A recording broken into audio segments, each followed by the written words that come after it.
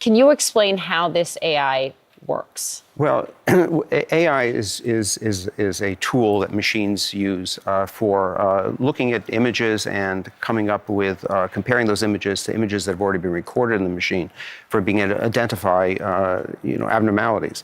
And it's used very widely in many areas of science and business and many other things. So here the application is this AI technology to look at mammograms and identify areas that a human radiologist may want to look at more carefully. Okay. It's called computer-assisted detection. It's actually been around since the late 1990s, but the technology is always improving. It's getting better. It's always getting better.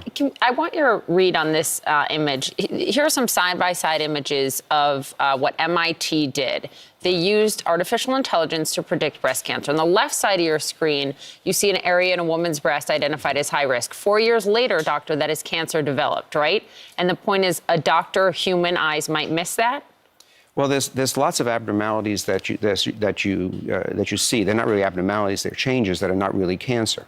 And you can't call everything cancer because then anybody going for mammogram is going to need a biopsy, and that's not very practical.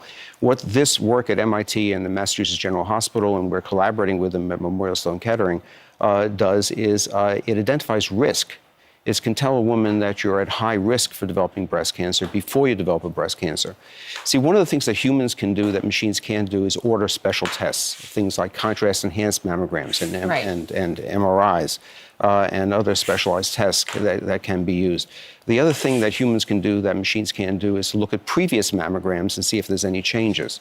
And so better than a human eye can compare to images. We've got to think of AI as a tool for helping the radiologist look at the images better. But it's not a standalone test. In other words, it's not going to replace a radiologist. So what do I do, or anyone watching? What do they do if they get this? They're told they're at higher risk for breast cancer. We obviously all think about that gene, where some people get elective mastectomies to prevent against BRCA1 and BRCA2, yeah. So what would this tell someone to do? How do you act on that? Do you just get more mammograms? See, it's medicine. You have to make individual judgments about individual people. And often we do other tests, such as contrast-enhanced mammograms, MRIs, other tests. People sometimes should go for testing to see if they're carrying an abnormal gene, to see if they're at high risk.